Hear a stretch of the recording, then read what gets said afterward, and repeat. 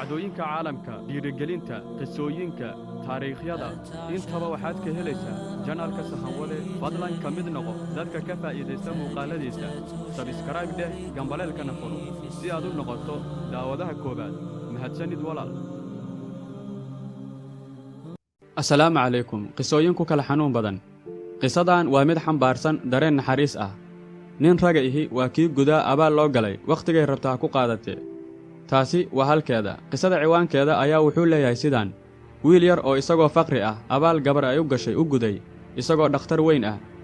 wiil yar oo lagu magacaabi jiray Howard Kelly oo ku dhashay gobolka New Jersey ee dalkaasi Maraykanka bishii February sanadkii 1858. wuxuu wiilkan ka dhashay qoys faqiir ah ama sabool. wuxuuna subaxii ama aroortii dhigan jiray iskool, galabtiina wuxuu wareejin jiray oo tuulada ay reerkoodu degganaayeen ku iibin jiray alaabo yaryar oo uu ka raadin jiray lacag uu iskoolka iskaga bixiyo.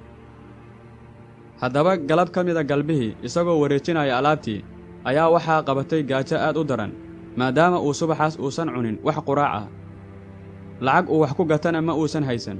wuxuu ku fekeray in cid ka mida reeraha uu wax ka iibinayo inuu weyddiisto wax uu cuno. albaabkii ugu horreeyey markuu garaacay waxaa ka furay gabar yar oo ay isku da' yihiin. wuu isku naxay, wuxuuna ka xishooday inuu weyddiisto wax uu cuno, laakiin wuxuu ku yidhi, fadlan walaal, koob biyaha ay sii. gabadhii yareyd guriga ayay dib ugu laabatay oo waxay u keentay koob caano ah oo buuxa. isagoo aad u yaaban ayuu cabbay caanihii. markaa ayuu weyddiiyey imisaan lacag bixiyaa, oo wuxuu is yidhi caano bilaash la iskuma siiyee, talow waa lacag. gabadhii waxay ugu jawaabtay, gaajo ayaan kaa dareemay, hooyadayna waxayna bartay haddii aan naxariis samayno inaanan lacag ku qaadan.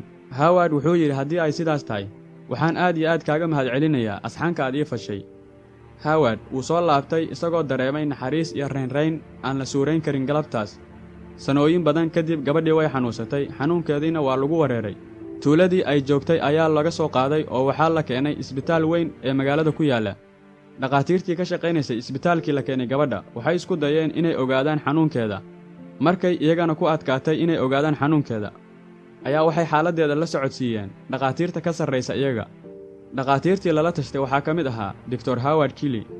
markii loo sheegay meesha ay ka timid haweenayda xanuunsan, wuu isbeddelay, durbadiina dareen ayaa galay. wuxuu ka codsaday dhakhaatiirtii xaaladda uga sheekaynaysay inay u tilmaamaan qolka ay jiiftay gabadhaas.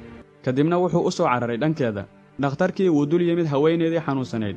inkastoo xanuun iyo daruuf ay ka muuqatay, laakiin horay ayuu ka gartay. wuxuu Dr. Howard go'aansaday markii uu ka soo laabtay qolkeeda inuu si gooni ah uga warqabo xaaladdeedana uu gacanta ku haayo ilaa ay ka bogsanayso. dhakhaatiirtii kalena wuxuu kala dardaarmay in xaaladdeeda saacad loola soo socodsiiyo isaga. ugu dambayntii waa lagu guulaystay in la daweeyo oo alle ayaa caafiyey haweenaydii. wuxuu Dr. Howard ka codsaday xafiiska lacag qabashada isbitaalka in lacagta laga rabo haweenaydaas la soo marsiiyo marka hore isaga inta aanan loo geynin iyada. warqaddii lacag bixinta isbitaalka ayuu meesha hoose wax kaga qoray. kadib ayuu yidhi, hadda ha loo geeyo. haweenaydii oo naxsan oo ka fikiraysa lacagta lagu soo dalici rabo inta ay noqon doonto iyo sida ay ku bixin lahayd maadaama uu kharash badan ku baxay, ayaduna aysan awoodin inay iska bixiso lacagtaas. kadib ayaa warqaddii loo keenay. markii ay warqadda aragtay way ka naxday lacagta ku qoran iyo tiradeeda. kadib ayay waxay meesha ugu hoosaysa warqadda ku aragtay hadal gacanta lagu qoray oo ah paid in full with 1 glass of milk, taasoo macnaheedu yahay waxaa lagu bixiyey 1 koob oo caano ah. yacnii lacagta lagaa rabay waxaa bixiyey 1 koob oo caano ah. haweenaydii farxad darteed ayaa ilin soo dhaaftay, ilaan way ka shakisanayd dhakhtarkan weyn oo subax walba dul taagan, wejigiisana meel ay ku sheegto aysan garanayn. kadib ayay waxay ku tiri iyaduna oo warqaddii dhanka hoose uga sii qortay, aad iyo aad ayaan kaaga mahadcelinayaa asxaanka aad ii fashay, oo u dhigma hadalkii uu isaguna maalintii yidhi. Dr. Howard Kelly wuxuu ahaa dhakhtar ku takhasusay cudurrada haweenka ku dhaca, gynecologist oo aad looga yaqaanay dalka Maraykanka wakhtigii uu noolaa. wuxuuna geeriyooday sannaddii 1943 isagoo 84 sano jir ah.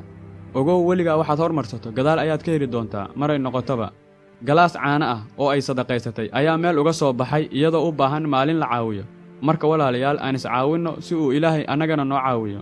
halkani waa janaalka Sahanwade. waxaad ugu imaanaysaa qisooyinka nolosha iyo dhiirigelinta nafta, kuwaasoo noloshaada wax badan ka beddelayo. fadlan ka mid noqo asxaabta. subscribe, like, share. waxaan ku arki doonaa muuqaalkan muuqaalka xiga. waa walaalkiin Saki Cabdi Yaasiin.